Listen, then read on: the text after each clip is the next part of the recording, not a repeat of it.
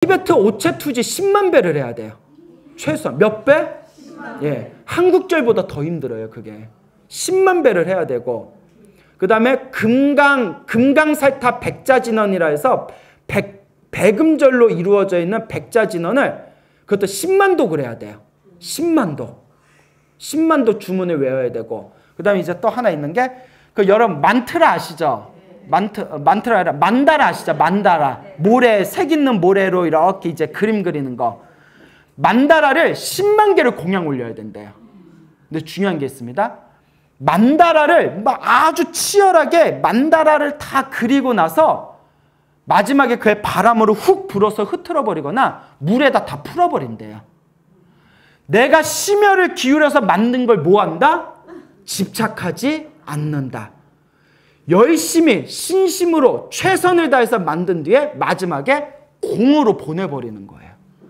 그래서 티베트 불교의 또 관상수행 중에 하나가 뭐냐면 1단계가 눈앞에 불보살의 모습을 완벽하게 이미지 트레이닝 하는 거예요. 뭐 한다? 이미지 트레이닝. 불보살의 모습을 완벽하게 이미지 트레이닝. 그 부처님 얼굴에 그 속눈썹 하나하나까지 완벽하게 이미지 트레이닝 하는 건데, 그 상상으로 이미지 트레이닝 하면서 사마타, 선정력이 키워지는 거예요. 그렇게 이미지 트레이닝 한 뒤에 완벽하게 만들어진 그 보살님, 상상으로 만들어낸 보살님과 내가 하나가 된다고 상상하는 거예요. 이게 2단계예요. 1단계 이미지 트레이닝, 2단계 그 불보살님과 내가 뭐가 된다? 하나가 된다. 하나가 돼서 내가 바로 부처님이고 부처님이 바로 나다. 나와 부처님은 둘이 아니다라는 관찰을 해요. 관법을 닦아요. 대단하죠? 근데 마지막 3단계가 있어요. 이게 중요한 거예요. 이걸 꼭 해야 된대요. 달라이라마 법문에도 나와요. 마지막 3단계가 아주 중요하다고. 이미지 트레이닝 1단계, 2단계가 불보살님과 나를 하나로 만드는 거. 마지막 3단계가 불보살님과 내가 하나로 돼가지고 마지막에 흔적도 없이 사라지는 모습을 상는 거예요. 흔적도 없이 뭐가 된다? 사라지는 거. 불보살과 하나 된 거에도 뭐 하지 않는다? 집착하지 않는다라는 사상이 깔려 있는 거예요. 무슨 말인지 알겠죠? 예, 그래서 이와 같은 우리 부처님의 법은 철저하게 그 중생들의 수준에 맞춰서 법을 설하되 마지막에는 그 법조차도 뭐 해야 된다? 집착하지 않아야 된다. 그래서 금강경에 나와 있는 나의 가르침은 뗏못과 같아서 바다를 건너고 난 뒤에는 뗏못을 버리듯이 나의 가르침도 뭐 해야 된다? 놓아버려야 된다.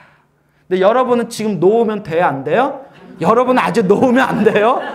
여러분들 딱 보면 느끼죠? 놓을 때예요? 안 놓을 때예요? 지금 놓아버리면 물속에 꼬르르 이렇게 잠기는 거예요. 그러니까 아직 놓으면 안 됩니다. 알겠습니까? 네. 그래서 내 마음에서 일어나는 마구니에 걸리면 된다? 안 된다? 안 된다. 그래서 지금 설명한 때로는 여러 귀신들이 사람이 그 법을 생각하고 집착하고 있는 것을 알고 여기서부터 의심하지 않게 된다라는 부분 있죠? 이게 이제 대승기실론에 이 내용이 거의 비슷하게 나와요. 대승기실론에. 반드시 그 불교교리를, 대승교리를 공부하는 불자라면 꼭 배워야 할 가르침의 대승기실론이거든요. 대승기실론 후반부에 보면 이 내용이 나옵니다. 그래서 여러분 가끔 사이비 교주 중에 이런 얘기가 있어요. 어느 사이비 교주가 있었는데 이 사이비 교주가 어마어마하게 신도가 많고 어마어마하게 교세가 확장이 된 거예요. 근데 제가 직접 들은 얘기인데 어느 병원의 의사 선생님이 모든 재산을 다 그 사이비 교주에게 바치고 사이비 교주 밑에서 그 교주 밑에서 모든 걸 헌신하시는 분이 있어요. 병원 의사였던 분인데. 근데 그 병원 의사가 왜 그 교주한테 푹 빠졌냐면 당신 어머니인가가 악성 피부 염증이 있었대요. 아주 악성 피부 염증이 있었는데 현대의학으로 아무리 노력을 해도 낫지가 않았대요. 그래서 너무나 괴로워하는 어머니 때문에 가슴 아파하다가 누가 그 교주가 병을 잘 고친다는 이야기를 듣고 어머니를 한번 모시고 가봤대요. 왜냐면 우리가 뭐 다급하면 뭐라도 하는 거 있잖아요. 혹시나 해가지고 한번 가봤대요. 근데 그 교주가 어머니 머리 이마 위에 손을 올려놓고 열심히 기도를 해줬더니 눈앞에서 피부병이 사라졌대요. 진짜. 거기에 이분은 정말 신이다. 그 모든 걸 다 헌신하고 그분 밑에서 들어갔는데 이 교주가 나중에 이제 사기죄, 막 성폭행, 강간, 막 모녀하고도 잠자리를 하고, 모녀하고. 그 모녀는 그걸 왜 푹 빠졌냐면 자기가 모시는 신이니까 의심을 안 하는 거예요. 이렇게 해가지고 엄청난 이제 문제가 생기게 됐는데 우리가 이런 질문을 해요. 어떤 분이 그런 사이비 교주인데 어떻게 그런 힘이 있었을까요? 자, 중요한 게 있습니다. 여러분, 천마도 누구도? 마구니도 신통이 있어요. 그 다들 잘 모르더라고요. 마구니도 뭐가 있다? 신통이 있어요. 그래서 여기 한번 볼까요? 그 귀신들이 그 자기가 유혹하고자 하는 그 사람이 무엇을 생각하고 무엇을 집착하고 있는지를 꿰뚫어보고 그 사람에게 삿된 선정과 삿된 지혜를 주어서 엄청난 말재주와 사람들을 속일 수 있는 신통력을 줘서 세상 사람들을 미혹하게 하여 세상 사람들을 무엇시키고 감동시키고 다 나오잖아요. 지금 이미 부처님 법에 다 나오잖아요. 어리석은 사람들에게는 도를 얻었다. 내가 신이다. 내가 신이고 나는 깨달음을 얻었고 나는 도를 얻었다고 해서 그 사람들로 하여금 믿게끔 하고 의심하지 않게 한다는 거예요. 이미 경전에 이게 나와요. 아까 말한 능엄주 50변마장에 다 나와요. 그래서 부처님이 누누이 말씀하셨어요. 그래서 우리가 경전 공부하는 거예요. 그래서 우리가 뭐 하는 거다? 경전 공부하는 거예요. 부처님이 뭐라고 하셨냐? 나의 제자들아, 신통으로 중생을 제도하지 말아라. 신통으로 중생을 제도하다 보면 나중에는 중생들이 마치 깨달음은 곧 무엇이다? 신통이다라고 잘못된 견해를 일으키게 된다는 거예요. 그래서 부처님께서 계율에 정해놨어요. 부처님의 제자들은 신통을 절대 함부로 부려서는 안 된다. 오로지 중생을 제도할 때는 무엇으로서 제도해야 된다? 정법으로서, 법으로서, 정법으로서 제도해야 된다라고 누누이 말씀하십니다. 알겠습니까? 여러분, 아무리 힘들고 괴로워도 신통 부리는 사람한테 의지하면 된다, 안 된다? 마구니도 오신통은 있대. 무슨 통? 오신통. 우리 오신통 앞에서 배웠죠? 신족통, 천안통, 천이통, 타심통, 숙명통. 막 사람의 전생까지 다 꿰뚫어 보는 거예요. 옛날에 어느 도인이라고 소문난 교주가 있었는데 이 교주가 그렇게 그 사람들이 찾아오면 그렇게 소원을 그 사람 마음을 잘 맞추고 소원을 잘 들어줬대요. 그래서 어떤 부부가 찾아왔는데 도인님 저희가 너무나 사업이 안 돼서 힘들고 괴로운데 저희가 먹고 살기가 힘듭니다. 저희 사업 좀 잘 되게 저희들 치성 좀 올려주십시오 하니까 요 도인이라고 소문났던 이 양반이 얼마 가져와라 이러더래요. 돈 얼마 가져와라. 저희가 그렇게 큰 돈이 어디 있습니까? 저희가 그렇게 큰 돈이 있으면 그 돈을 가져오겠습니까? 했더니 너네 집 안방 장롱 두 번째 서랍 통장에 얼마 있잖아 하고 맞추더래요. 내가 찾아가고 싶더라. 내가 네? 도인님 나 앞으로 잘 풀릴까요? 그걸 딱 맞추더래요. 그 자리에서 껌뻑 죽어가지고 잘못했습니다. 잘못해서 전 재산 다 바쳤대잖아요. 네. 여러분, 세상을 뒤흔들 만큼의 교주들은 뭐가 있어도 있어요. 단 중요한 거. 근데 이게 중요한 거예요. 그런 거에 속으면 된다, 안 된다. 그래서 우리 큰 스님들 법문에 이런 말이 나와요. 귀신도 신통은 있다. 귀신도 뭐는 있다? 근데 중요한 게 있습니다. 번뇌가 사라지지 않는 상태에서 번뇌가 사라지지 않았던 건 욕망이 있다는 거거든요. 욕망을 가지고 있는 상태에서 자신의 신통력으로 자신의 욕망을 채우기 시작하면 그 업은 선업이 될까요? 악업이 될까요? 그러면 언제라도 그 악업을 받게 된다? 다음 생에라도 그 악업을 받을 수밖에 없습니다. 그래서 신통에 집착하면 된다, 안 된다? 절대 안 된다는 걸 꼭 기억해 두시기 바랍니다. 알겠죠? 네. 자, 그래서 세상 살다 보면 희한한 일들 많아요. 그러나 그 내심은 뒤바뀌어 있으니 이렇게 세상 사람들 속이고 삿된 신통력을 부린다 하더라도 그 내심은 뒤바뀌어 있다라고 돼 있죠? 예, 그 마음은 바르다 바르지 못하다. 바르지 못하다. 그 내심은 전도되어 있다. 전도 몽상에 빠져 있다. 헛된 뒤바뀐 헛된 생각에 빠져 있다. 그래서 오로지 그 헛된 망상에 빠져서 내심이 뒤바뀌어서 오로지 귀신법을 행하여 세간을 미호시키고 어지럽게 한다.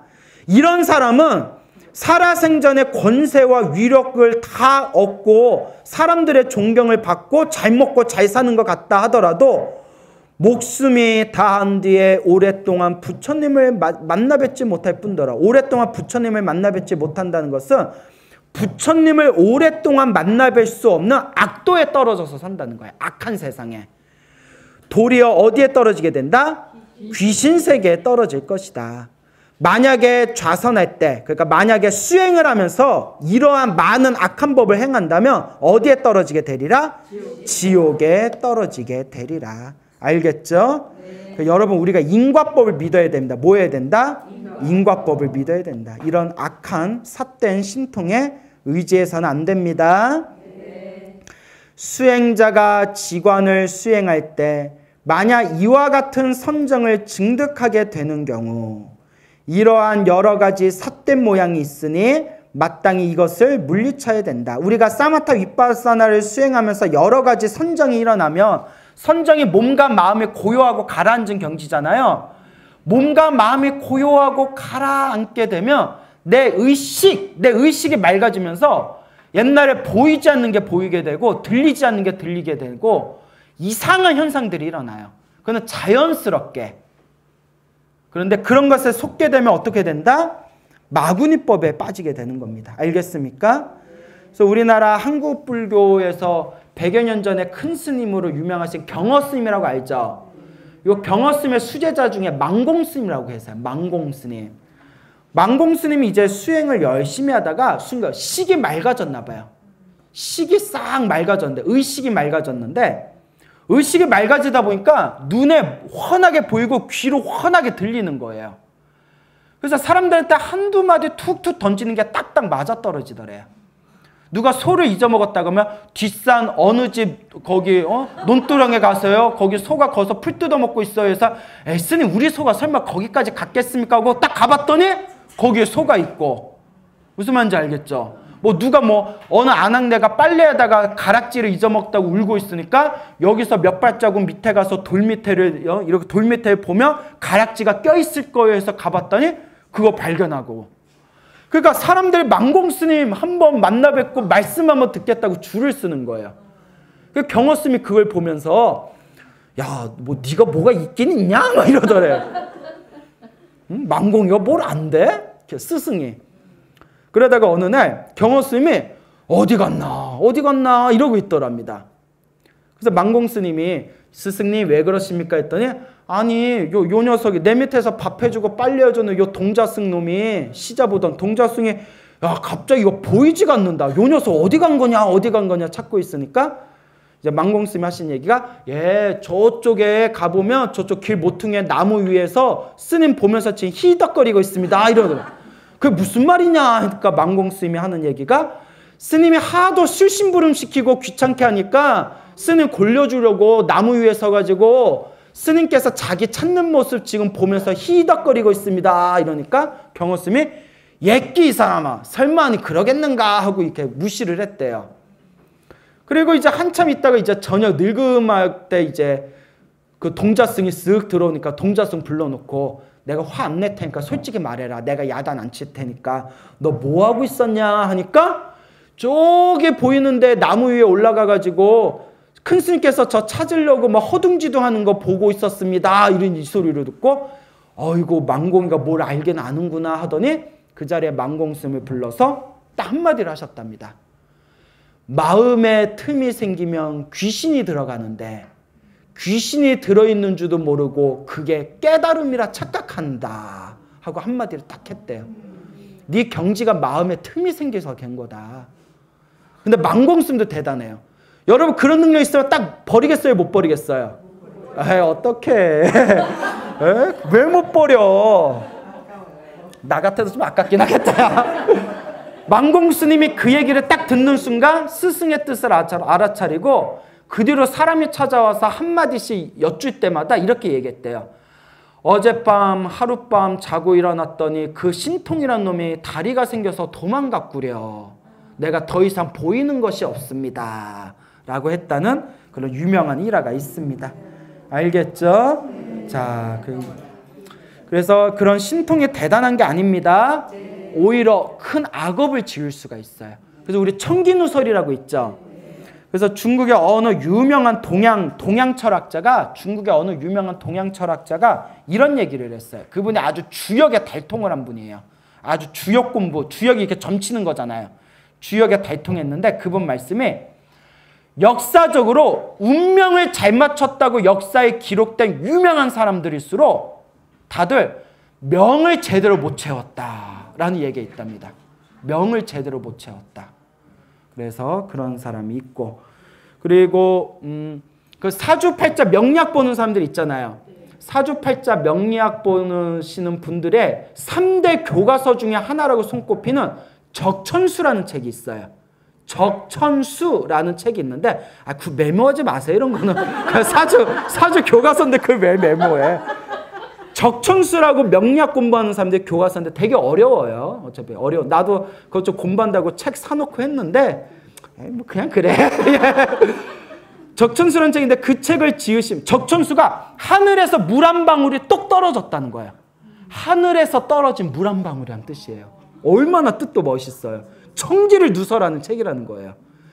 그런데 그 적천수를 지은 사람이 유기라는 사람이에요. 유기가 누구냐? 명나라를 세운 주원장의 참모였어요. 주원장. 그래서 주원장이 뭐라고 했냐면 유비 옆에 제갈량이 있다면 나에게 누가 있다? 이 유기가 있다라고 할 정도 이제 유명한 사람이었는데 저는 이 유기가 좀 단명을 했어요. 50대에 죽었나? 근데 왜 죽었냐? 주원장에 의해서 암살당했다는 설이 있어요. 누구에 의해서? 주원장이 두려움을 느낀 거예요. 너무나 뛰어나고 이제 세상을 어느 정도 통일하고 나니까 그런 사람을 밑에 두기가 너무 겁이 나가지고 암살했다라는 얘기가 있습니다. 그런 썰이 있어요. 근데 중요한 거, 그렇게 세상 사람들 사주팔자는 잘 봐줬는데 자기운은 알더라 모르더라. 자기운은 모르더라. 이런 유명한 얘기가 있습니다. 그래서 그 중국의 유명한 동양 철학자 주역의 대가가 하는 얘기가 그 옛날 동양 고전을 보면 그 야사들 있잖아요. 야사, 비하인드 스토리. 야사를 보면 운명을 잘 맞히는 청기를 누설하던 유명한 그런 점술가일수록 명을 제대로 못 채웠다. 청기를 누설해서 하늘이 가만두질 않았다라는 얘기가 옛날부터 있답니다. 그러니까 여러분, 불교에서는 평범한 게 최고예요. 뭐라고요? 그냥 배고프면 밥 먹고 졸리면 잠자고. 네? 스님, 저 관상 좀 봐주세요. 제가 어떻게 살겠어요? 착하게 살면 좋은 일이 생길 것이요. 못되게 살면 나쁜 일이 생기겠지. 이렇게 물 흐르듯이 사는 게 최고의 도입니다. 알겠죠? 네. 그러니까 신비하고 특이한 걸 구하지 마세요. 네. 라고 말해놓고 그 집이 어디야? 그렇게 용해? 막 이래서 이제 이런다 이제. 예. 여러분 이제 부처님의 가르침을 깊이 공부하면 세상에 특이하고 신비한 것들이 다 무의미하게 느껴져요. 그것조차 다 한바탕 무엇이구나? 꿈이로구나. 이제 그런 경지에 이르러야 됩니다. 내 운명을 바꾸는 건 누구다? 나 자신이다 라는 걸 명심하시기 바랍니다. 네. 수행자가 직관을 수행할 때 만약 이와 같은 선정을 증득하게 되는 경우 이러한 여러 가지 삿된 모양, 이런 이상한 현상들이 일어나게 되는데 이것을 어떻게 해야 된다? 물리쳐야 된다. 망공스님처럼 하룻밤 자고 일어났더니 그놈의 신통력이 다리가 생겨 멀리 도망갔소. 이런 마음이 있어야 됩니다. 어떻게 이것을 물리칠 것인가? 만약 거짓된 속인수임을 알고 마음을 바로하여 뭐하지도 않고 받지도 않고 집착하지도 않으면 결국은 어떻게 된다? 없어진다. 무심히 흘려버리면 돼요. 알겠죠? 만약 사라지지 않으면 마땅히 바르게 관찰해서 이것을 깨트리면 없어질 것이다.